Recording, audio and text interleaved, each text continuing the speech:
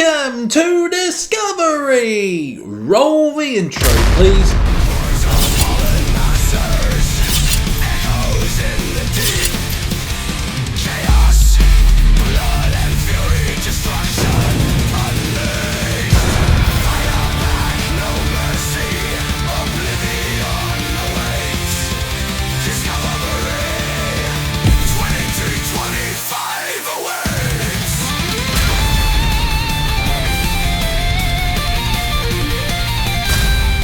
Welcome back to another episode. We have another massive week ahead filled with some brilliant new releases. Today marks the official release of Cradle of Filth and Drook's latest albums. If you missed it, you can already find it in my in-depth reviews from a few weeks ago right here on Discovery. But today we're digging even deeper, venturing into the underground to uncover 7 brand new albums that have just dropped. So, before we dive in, drop your favorite discoveries down below and let's get started. To kick off this week's discovery, we're heading to Greece. Yes, Greece, where we uncover the latest offering from Euphrosyne. Euphrosyne, their sophomore album Morus, released on March 21st through Black Lion Records. Take a listen.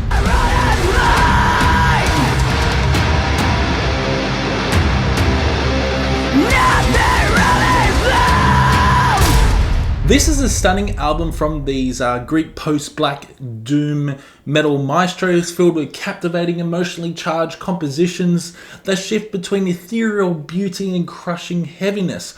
Right from the start, you can feel the weight of sorrow and introspection embedded in every fucking note. The album blends melancholic doom, ethereal post-metal soundscapes, and vicious blackened outbursts, creating a listening experience that is as haunting as it is cathartic. One of the album's biggest strengths is its dynamic structure.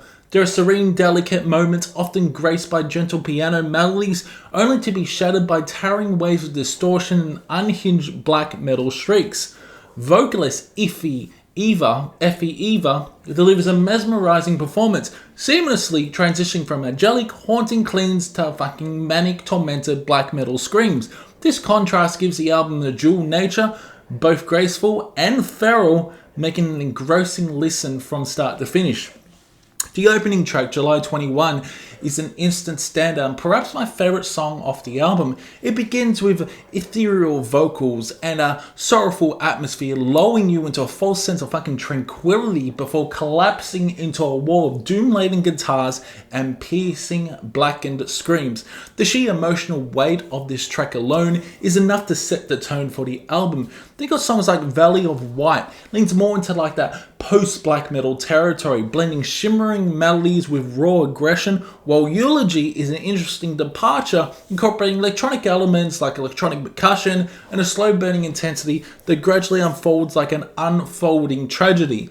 It's an unusual track, but it works, adding a sense of mystique and depth to the album's already rich sonic palette. You got songs like Funeral Rites, plunges into crushing depths of doom with slow, devastating riffs and an atmosphere so heavy it feels fucking suffocating. However, My Terror arguably boasts, in my opinion, the strongest songwriting on the album, featuring a breathtaking guitar solo filled with fucking emotion that soars above the gloom, along with a seamless blend of post-black metal and doom that feels both sorrowful and grandiose. Asphodel starts slow and brooding before suddenly erupting into frantic blast beats and feverish screams, creating a jarring but powerful contrast. Then comes Lilac Ward, a song packed with intense chord progressions and emotionally charged vocals. The outro is particularly striking as violins and fucking choir-like chants elevate the album into something almost otherworldly. A beautifully tragic farewell that lingers long after the final notes fade. Overall, this album, Morus, is a incredibly strong release that should not be overlooked. So don't go fucking sleeping on it. It's a journey through grief, rage, and transcendence, carried by stunning vocal performances, intricate compositions, and a seamless balance between fragility and fury. The way this band Euphrosyne jumps between post-black metal and doom, keeps things engaging and unpredictable, and while the pacing is often slow and meditative, the moments of ferocity hit with an unrelenting force. I'm scoring this an 80%, not 85, 80%. It's an immersive, beautifully crafted album that will undoubtedly grow on me with further listens. If you haven't checked this out yet, do yourself a fucking favor and dive into the melancholic abyss of Morus. You won't regret it.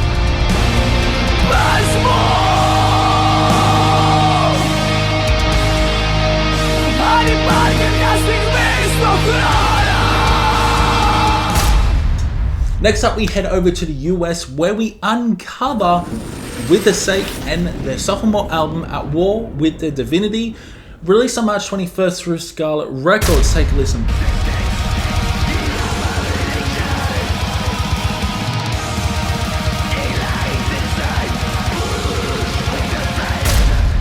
I have mixed feelings about this one. There's a lot of potential, but it doesn't always fully deliver.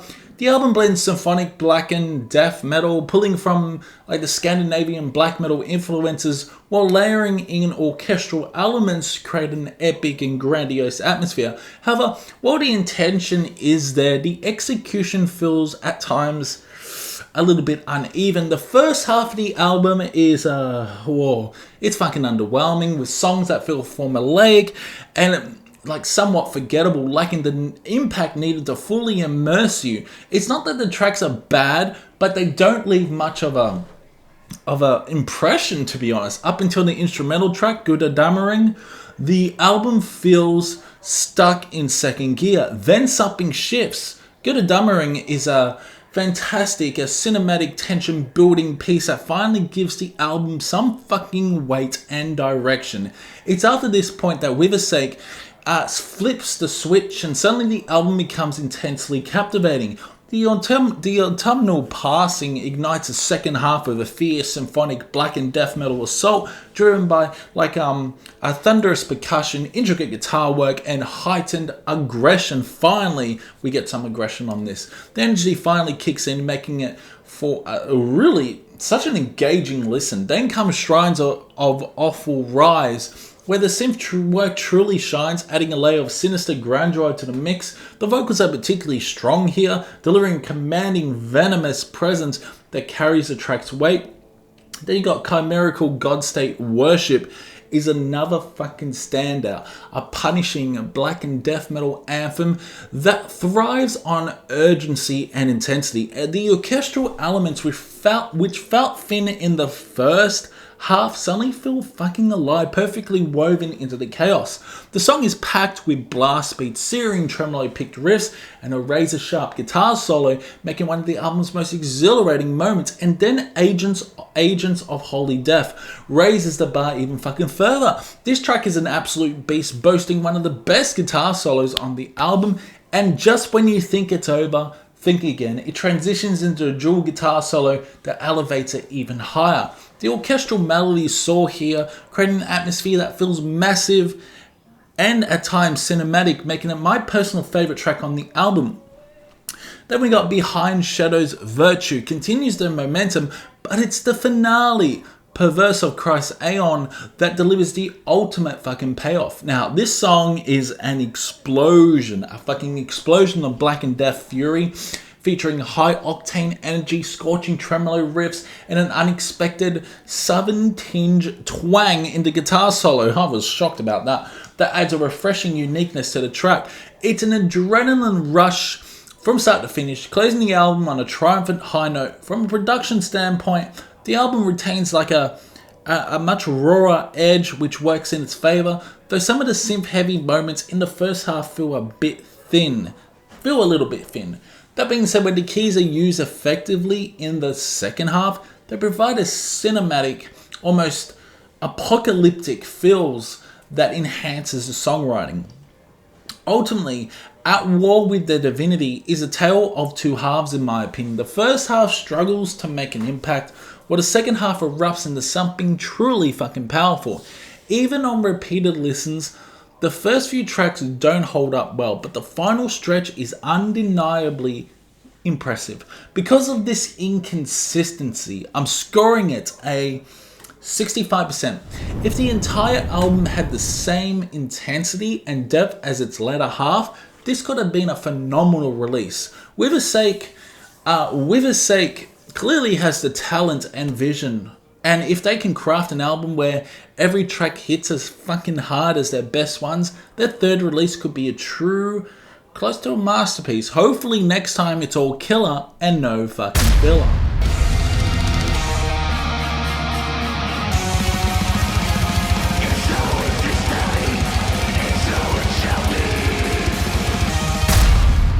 We welcome back Nite on Discovery as the US blackened heavy metal force returns with their third studio album, Cult of the Serpent Sun. It was released a few weeks back on March 14th through Season of Mist.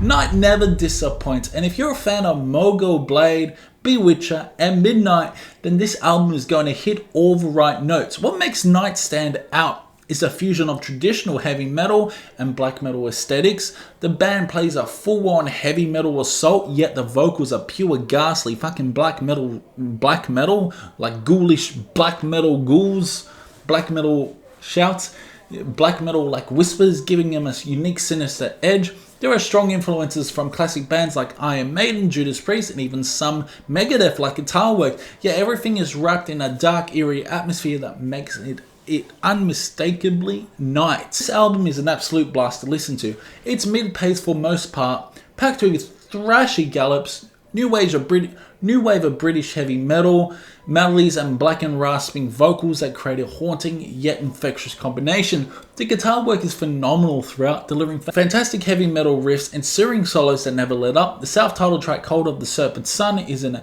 early highlight featuring strong chord progressions, a catchy melodic structure, and some Iron Maiden-esque harmonies woven into the mix. It's an instant classic, setting the tone for what's to come. Skull feels straight out of like the Judas Priest playbook, with its sharp chugging guitar work that leans heavily into traditional metal, yet those cold blackened vocals give it an entirely different, almost sinister feel. Then you got Crow, Fear the Night is another brilliant track, fully embracing that 80s heavy metal aesthetic with its soaring leads and anthemic chorus, one of the catchiest songs on the album. The Mystic slows things down fucking dramatically, taking a more doomy approach, drenched in atmosphere and even gothic overtones. It's a dark, brooding piece that really shows Nite's ability to shift gears while maintaining their eerie supernatural essence. The Last Blade is another highlight. That beautiful guitar at the intro is amazing, boasting some of the best guitar solos on the album, soaring and harmonizing in true heavy metal tradition. Tamut takes a mysterious, slow burning approach laced with haunting melodies and shadowy riff work, while the vocals sound particularly menacing here. Closing out this fucking album, the Windsor Soaker erupts with a fiery guitar solo, and the tone of the guitars here is immaculate, cutting through the driving percussion with precision. It's one final salute to the heavy metal gods, encapsulating everything that makes this album such a fun and well-crafted release. At only 36 minutes, the album feels a little short, and I wish they had added a couple more tracks to flesh it out further. It wouldn't have overstayed its welcome, and a few extra songs could have elevated it to something even greater. Still, the songwriting is tight, the energy is consistent, and the blend of black metal and classic heavy metal is executed exceptionally. I'm scoring Cult of Serpent Sun a solid 80%. It's very, very good, almost fucking great, but a slightly longer run time, and a bit more variety could have pushed it to an even higher score. Regardless, this is a must listen for fans of blackened heavy metal and a worthy addition to Nite's growing legacy. Check it out, you won't be disappointed.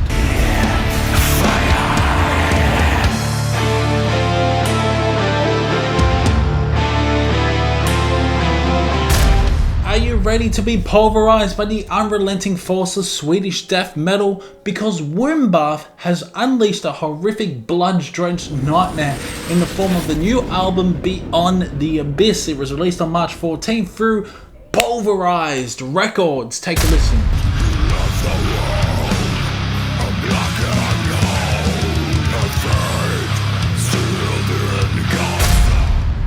From the very first moment, this album drags you into a suffocating abyss, a brutal and sinister descent in the pure Swedish death metal fury. Wombbath has always excelled at blending the murky old school filth of early 90s death metal with a more modern melodic sensibility, and here they perfect that balance. This is a dark, eerie, and overwhelmingly intense album, and it's fucking loud, but at the same time it's a blast to listen to with an almost hypnotic horror movie atmosphere laced throughout. One thing that stands out is the infusion of eerie symphonic elements lurking beneath the mix. They're never overbearing, but they add an ominous grandiose depth to the already massive sound. Tracks like A Symphony of Dread highlight this approach beautifully, with some violins creeping through the background, weaving between Johnny Peterson's monstrous vocals and towering walls of the crushing riffs. Peterson's growls are pure guttural madness, but when he pushes his range higher, it sounds like something straight out of a blackened nightmare, reminiscent of Hypocrisy's most atmospheric moments. Musically, this album is filthy, aggressive, and incredibly well executed. The percussion is thunderous, shaking the very foundations of the underworld, while the guitar tones are raw, dirty, and dripping with decay. The bass is prominently mixed, giving each track a thick, pummeling presence, and the tremolo-peaked riffs are razor-sharp, slicing through the darkness like a spectral assassin. Self-titled track Beyond the Abyss is an absolute monster, blending ferocious death metal aggression with haunting symphonic touches and soaring guitar solos. There's even a hint of black metal influences creeping in here, adding a shadowy, nightmarish intensity to an already devastating track. The violin outro is particularly haunting, closing the track on a ghostly, unsettling note. Words Unspoken opens the album with a hammer to the skull, a relentless, crushing assault that immediately sets the tone for the chaos to come. They got A Symphony of Dread, follows with its blackened orchestral flourishes, making for a track that is both brutal and cinematic. And then you got Discord of Doom, bells in more of that melodic death metal edge, yet retains a sense of unease. The guitar work twisting like something unnatural, malevolent. And speaking of Malevolent is another standout, built upon groovy, bouncy metal, death metal riffs, yet laced with eerie synths that linger in the background like a spectral presence. The filthy, down-tuned guitars make this one of the nastiest tracks on the album, while the layered atmosphere makes it unforgettable. For those craving pure old school death metal brutality, then you got Faces of Tragedy, sounds more black and death at times, and then Deep Hunger starts off with an eerie violin sound intro that hits like a sledgehammer to the chest, both vicious, primal, and relentless. Meanwhile, The Damned and The Slain brings in like a thrashy, scorching solos, slicing through the chaos like a reaper's scythe. Not to mention those avant-garde sounding guitars on this, and weird leads on this track is weird but fun. The album closes with the doom-laden devastation in the form of Consumed by Fire, a track that slows the pace in a suffocating crawl, drenched in death, doom, despair, dragging into the album's final desolate moments. Overall, this is a standout death metal album that perfectly balances horror and brutality, and it may very well be one of my favorite death metal releases of 2025, alongside Morus and Frenolith. I'm scoring Beyond the Abyss and 80%, though I suspect that score may rise even higher with repeated listens. It's brilliant from start to finish, a dark and punishing experience that demands to be heard. Don't sleep on this one. Step into the abyss and let Wombbath consume you.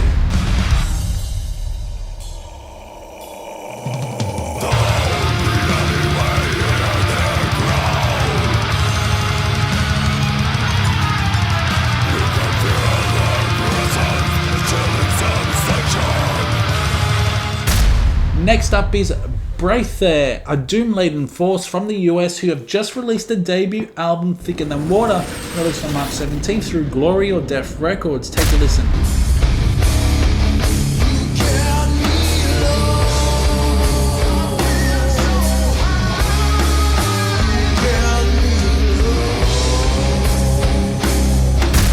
Right off the bat, this album oozes classic doom energy, and you can immediately tell that Black Sabbath's shadow looms heavily over the sound. The bouncy, crushing riffs on this record feel straight out of the 70s, infused with that murky, hypnotic doom atmosphere that made the genre so iconic. The guitar work is fantastic throughout, the percussion is loud and thunderous, and the bass is wonderfully prominent on this, giving the album a thick, heavy backbone. The production has like a raw, murky feel for doom, but every instrument remains clear, allowing the riffs and grooves to take center stage.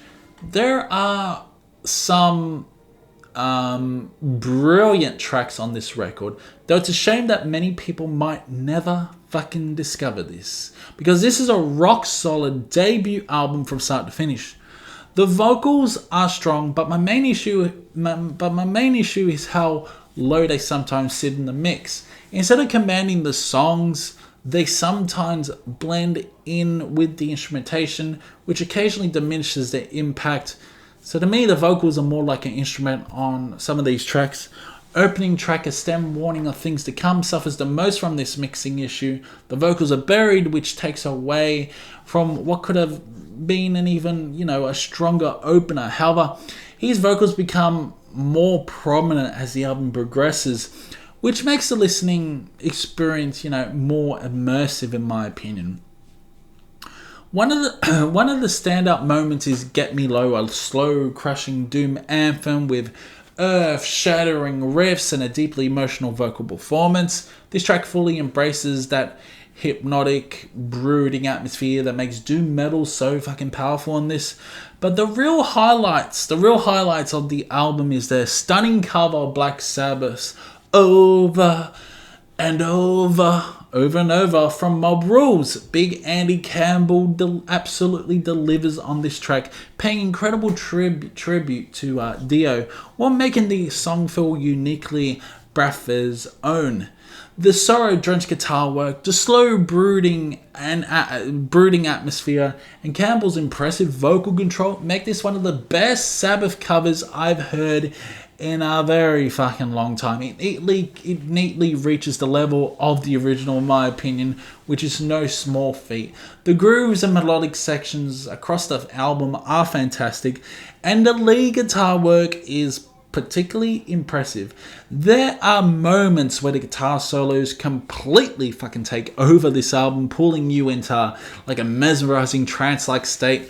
A Demon's Whisper is another strong track featuring like a fucking groovy intro to the man's head banging and some slightly harsher vocals on this approach that adds a gritty edge to the song. There's even like when I was hearing it, there's even like a watery, submerged vocal effect in place that gives the track an eerie, otherworldly feel, a bold and intriguing touch. Then you got Find Your Ways, crushing doom anthem, laden with haunting melodies and hypnotic riffing, will Make Your Bones takes a more experimental turn. While it has great moments, the song feels slightly disjointed in my opinion, with sections of guitar noodling that disrupt the flow. The instrumentation is impressive, but it lacks the cohesion of the album's strongest tracks. Closing track, Planets Collide, ends the album on a pretty high note. I love the fantastic chord progression on this and the infectious chorus that wraps things up beautifully. Lovely acoustics on this final song. Overall, this is a solid debut from Brathair, and I'll definitely be following their career. The drumming and guitar work are fucking top notch, and while the vocals weren't always as powerful as they could have been, Campbell absolutely fucking shines on Over and Over. The production could have been a little tighter, especially in the vocal mixing, but that raw, murky atmosphere also gives the album its own unique character. I'm scoring thicker than water, a 70%, though I suspect this score may rise with more listens. It's an enjoyable, well-crafted doom metal album, and if you're a fan of crushing riffs and a fucking slow burning atmosphere, you'll want to check this one out.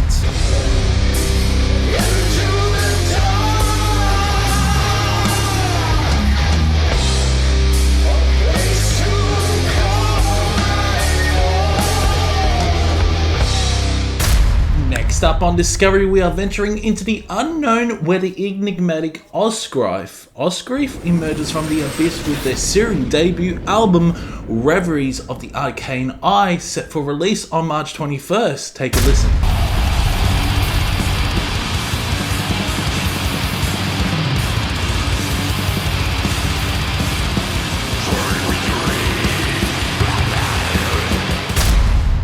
This is black metal at its most feral and unhinged, a chaotic, manic descent into madness. The vocals are absolutely vicious, filled with fucking harsh, tortured aggression, pushing the boundaries of extremity while still teetering on the edge of avant-garde. Yet amidst the dissonant, skin-flaying riffs, there is a surprising amount of melody woven throughout, creating a delicate balance between complete sonic destruction and haunting beauty. The album is punishingly dissonant, packed with a relentless intensity that never lets up. This is a journey through a hellish soundscape where every riff, blast beat, and shrieked vocal plunges you deeper into a maelstrom of blackened fury. There are moments of unsettling atmosphere laid carefully between sheer aggression, making this a dynamic and immersive experience. We're trying to make this quick, but I really want to highlight this album before our main event. One of the most impressive aspects of Reveries of the Arcane Eye is the seamless transitions between black metal and blackened death metal. The riffs are downright evil, the melodic undercurrents adding to the album's sinister, hypnotic aura.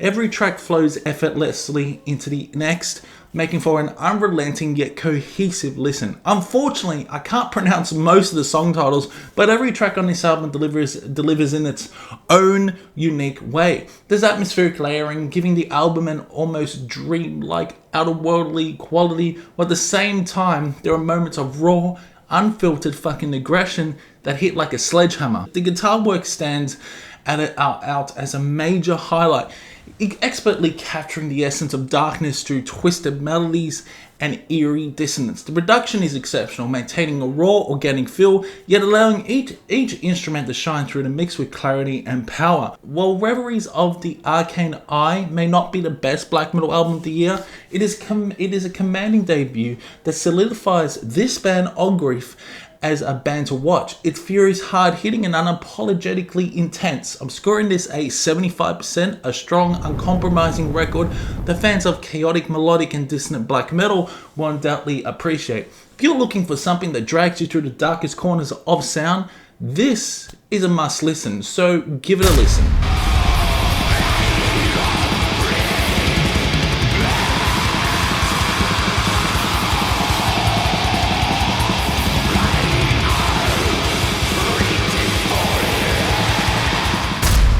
Now, for the main event of this week's Discovery, we descend into the nightmarish, surreal world of Imperial Triumphant and the latest avant-garde blackened jazz nightmare, Gold Star, released March 21st through Century Media Records. Take a listen.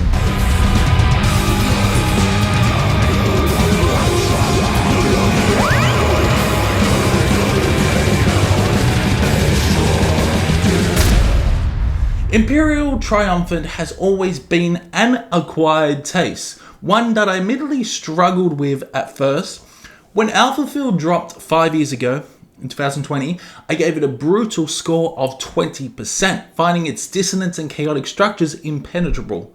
However, after the band themselves commented on my review, urging me to start from the debut album and work my way up, something clicked. A year later, in a revisited review, that 20% transformed into a well-deserved 90%. By the time they released Spirit of Ecstasy in 2022, I was fully immersed in the horrifying, disorientating, avant-garde sonic labyrinth, and that album became one of the most unsettling and terrifying records I had ever heard. Now, finally, in 2025, Imperial Triumphant unveils Gold Star, a record that continues their signature descent into madness, but with a more refined, condensed structure. Clocking in at just 38 minutes. This album packs 9 tracks, two of which are unsettling interludes, while the rest are jarring, hallucinogenic compositions that transport you straight into the corrupt, neon-soaked underbelly of 1920s New York, a city of advancement, excess, and decay.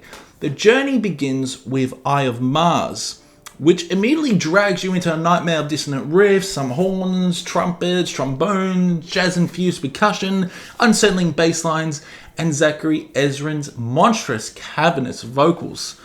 The song bends and twists with mind-melding structures and eerie unpredictability, a feeling that lingers throughout the album. Then you got Gomorrah Nouveau. Oh my god, is another standout featuring an infectious, almost hypnotic chorus melody buried under layers of jazz-fueled blackened death metal, odd time signatures, spiraling synths, and a fucking onslaught of sonic destruction, making this track feel like a fevered dream spiraling out of control. When I first heard the intro with the clapping, I laughed, but it was in a good way. Like, Imperial Triumphant aren't scared to fucking experiment, and it just drew me back when I heard that intro. It was so weird. And then there's Hotel Sphinx, a track that crushes with sheer weight, but what really makes it unsettling is the inclusion of like distorted horns and bizarre unnatural soundscapes, almost as if like the fucking towering walls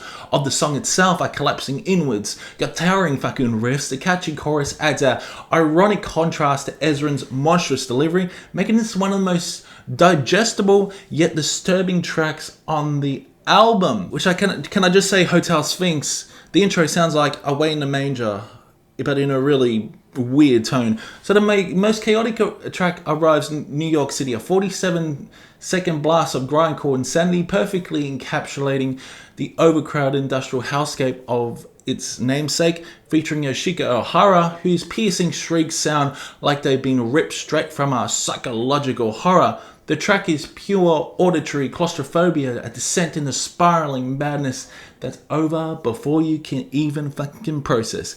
Then the album takes a brief, eerie pause with Gold Star, an interlude crafted to sound like a crackling 1920s radio commercial advertising Gold Star cigarettes. The distorted, vintage aesthetic only makes it feel more sinister, like a propaganda ad for a product that doesn't actually exist outside of some twisted nightmare reality. The horror resumes with Rot Moderne. Oh wow, a crushing slab of fucking avant-garde blackened jazz chaos. Then you got Kenny Grahowski's drumming is absolutely phenomenal on this. Holy shit. Carrying the track with unrelenting complexity. While the spiraling cosmic riffs feel like they're constantly shifting dimensions. You feel like you're shifting sort of dimensions. Listen to this song. The song's cavernous atmosphere and like labyrinth songwriting make one of the album's most haunting yet captivating moments. And then you got songs like Pleasure Dome. Pleasure Dome is another wild ride featuring absolutely mind-bending drum solo, which I'm assuming is courtesy of special guest Dave Lombardo.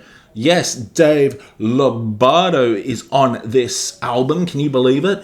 Do I need to tell you who Dave Lombardo is? You should know. The drumming is unstable, aggressive, yet almost ritualistic in nature, while Meshuggah's Thomas Haig also makes an appearance, adding an extra layer of polyrhythmic madness. Then you got Lexington Delirium, which I forgot to mention earlier, is a brilliant track filled with dissonant warped bass lines and eerie, almost hallucinogenic sound textures. There's something deeply unsettling about how its melodies contort and shift, feeling like a soundtrack to some fever-induced nightmare.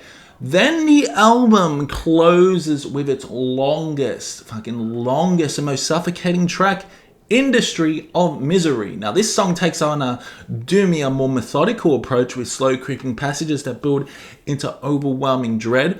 The the uncomfortable, fucking claustrophobic, fucking atmosphere fucking lingers, and the guitar solo near the end carries an eerie, mournful quality as if mourning the collapse of a civilization consumed by its own excess. It's a perfect finale, in my opinion. Perfect finale to wrap up a really good album.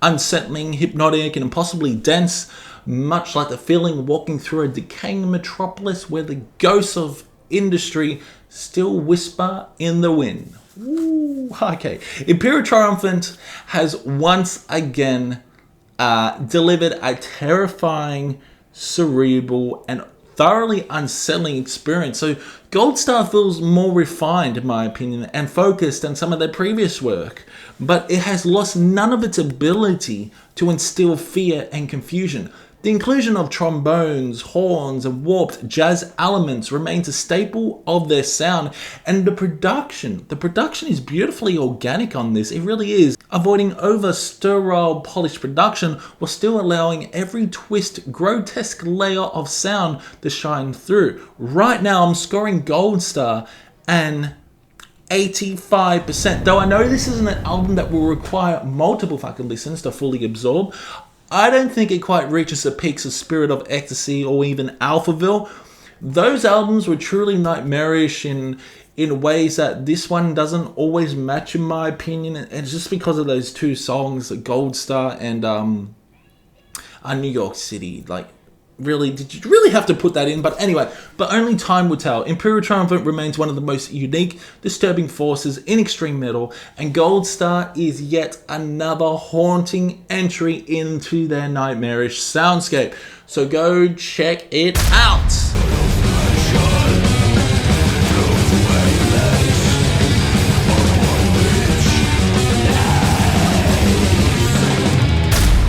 So yeah, that's it for Discovery. Hope you guys did enjoy it. Let me know in the comments below what you discovered. Let me know what you thought about Imperial Triumphant, Wombbath. Amazing album, Imperial Triumphant's Gold Star. Also, Cradle of Filth, Druk released new albums today, so go check them out as well.